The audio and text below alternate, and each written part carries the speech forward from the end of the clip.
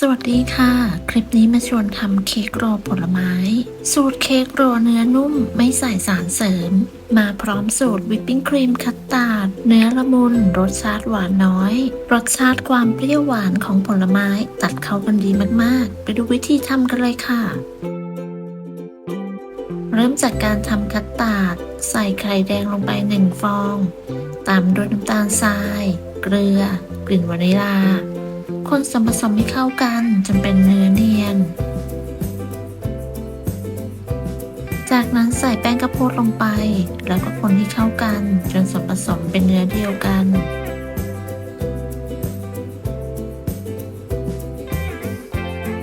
จากนั้นใส่นมอุ่นลงไป แล้วก็คนให้เข้ากัน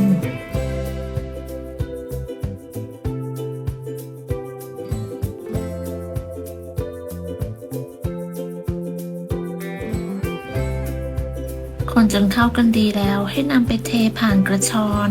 เพื่อให้ได้คัสตาร์ดที่เนียนนุ่มนำส่วนผสมไปตั้งไฟโดยเปิดไฟอ่อนคนไปเรื่อยๆจนกระทั่งคัสตาร์ดเริ่มจับตัวเป็นก้อน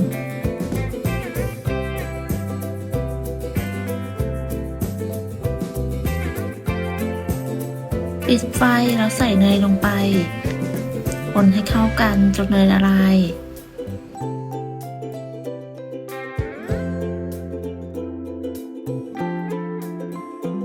เมื่อเนยละลายเข้ากันดีแล้วจะแบ่งไปใส่ถ้วยจากนั้นจะปิดทับด้วยฟิล์มถนอมอาหาร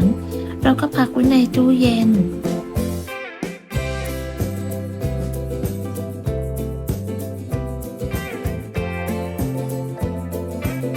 ต่อไปเรามาทำตัวเนื้อเค้กกันค่ะเราจะใช้เป็นสูตรเค้กโรลวานิลา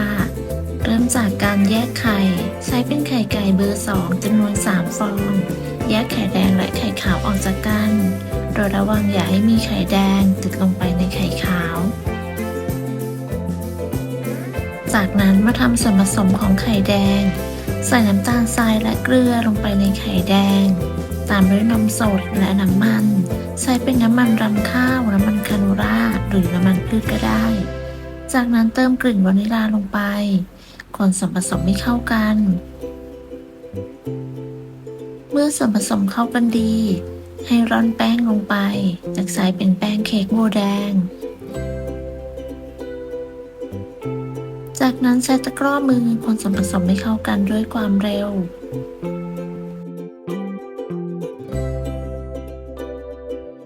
คนจนเข้ากันดีแล้วก็พักส่วนผสมนี้ไว้ก่อนต่อไปมาตีไข่ขาวเปิดสปีดความเร็วกลางตีไข่ขาวจนขึ้นฟองหยาบเล็กน้อยจากนั้นใส่ครีมออฟทาๆลงไปถ้าไม่มีสามารถใช้น้ำมะนาวแทนได้แล้วก็เติมน้ำตาลทรายลงไปโดยแบ่งใส่3ครั้งแต่ละครั้งก็ให้ห่างกันประมาณ 10-15 วินาที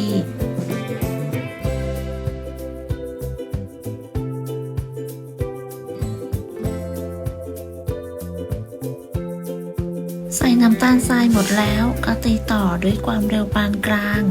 ตีจนกระทั่งไข่ขาวมีลักษณะเป็นสีขาวนวลเป็นริบบอนตั้งยอดอ่อนปานกลาง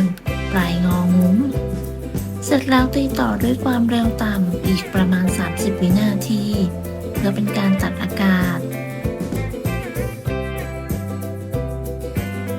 ตักไข่ขาวส่วนหนึ่งมาผสมกับส่วนผสมของไข่แดงใช้ตะกร้อมือคนตะล่อมส่วนผสมของไข่แดงและไข่ขาว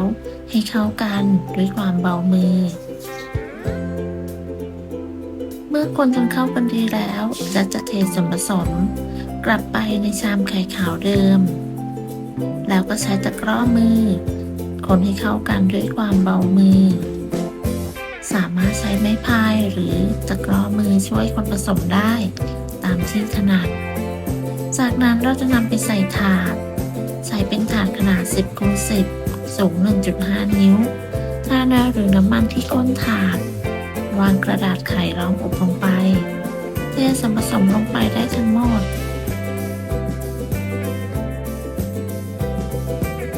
เกลี่ยส่วนผสมให้เรียบเสมอกันและอย่าลืมเคาะเบาๆเพื่อไล่อากาศก่อนนำเข้าอบแล้วก็นำเข้าอบทันที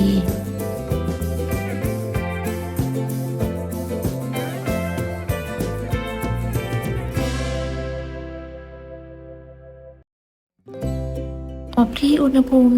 170 องศา ใช้ไฟบนล่าง ไม่เปิดพัดลม ใช้เวลาประมาณ 15 นาที ครบเวลาแล้วก็นำเค้กออกจากเตา กระแทกพิมพ์เบาๆให้เค้กเสร็จตัว จากยกเค้กออกมาพักไว้ให้เย็นข้างนอก จากนั้นเราจะพักเค้กไว้ก่อน ต่อไปเราไปตีวิปปิ้งครีม ตีวิปปิ้งครีมให้ขึ้นฟู โดยใช้สปีดความเร็วกลางค่อนไปทางสูง แนะนำให้ใช้วิปปิ้งครีมที่ไม่มีรสหวาน เพราะเราจะนำไปผสมกับคัสตาร์ดซึ่งมีความหวานอยู่แล้ว คัสตาร์ดที่พักไว้ในตู้เย็นนำออกมาแล้วก็ใช้ตะกร้อตี จนได้เป็นเนื้อเนียน จากนั้นให้นำคัสตาร์ดไปคนผสมกับวิปปิ้งครีมที่เราตีไว้ คนตะล่อมคัสตาร์ดและวิปปิ้งครีมให้เข้ากัน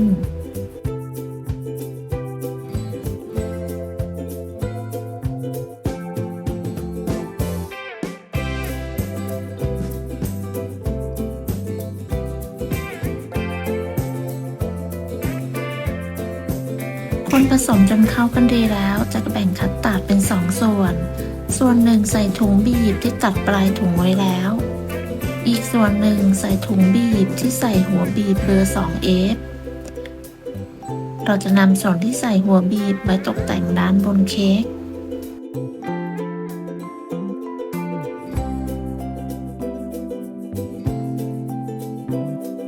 เค้กที่พักไว้จนเย็นแล้ววางกระดาษทับลงไป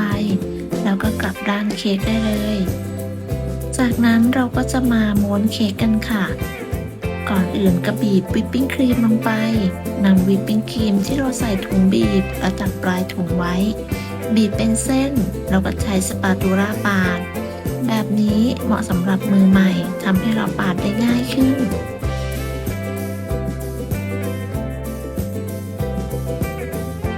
ก่อนจะม้วนเราจะวางผลไม้ไว้ด้านใน โดยใส่สตรอเบอรี่ กีวีและมะยงชิด วางให้เรียงเป็นแถวแบบนี้ค่ะ จะช่วยให้การม้วนได้ง่าย เราก็ไม่ปริกแตก ช่องว่างระหว่างผลไม้จะบีบวิปปิ้งครีมทับลงไป จากนั้นก็ม้วนเค้กได้เลยค่ะ ม้วนเสร็จแล้วเราก็ใช้ไม้บรรทัดคัด แล้วก็ดึงกระดาษรองให้ตึง จากนั้นเราจะพักไว้ในตู้เย็นอย่างน้อยประมาณ 1 ชั่วโมง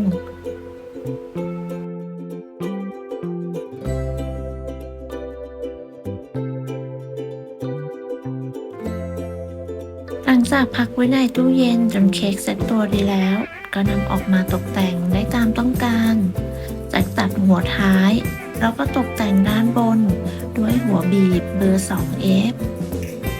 จากนั้นก็วางผลไม้ไว้ด้านบนตามชอบเลยค่ะ ก็ยังคงใส่เป็นสตรอเบอรี่ กีวีและมะยงชิดเหมือนเดิม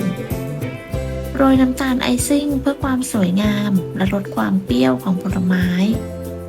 จากนั้นก็ตัดแบ่งได้ตามต้องการ เค้กโรลผลไม้สูตรนี้เนื้อเค้กนุ่มมาก ตัววิปปิ้งครีมคัสตาร์ดนุ่มละมุน เข้ากันดีกับเนื้อเค้กแล้วก็ผลไม้ อร่อยตรงตัวมากๆค่ะ ขอบคุณสำหรับการรับชมคลิปนี้ หากเพื่อนๆชอบลองทำดูนะคะ สำหรับคลิปนี้ต้องลาไปก่อน สวัสดีค่ะ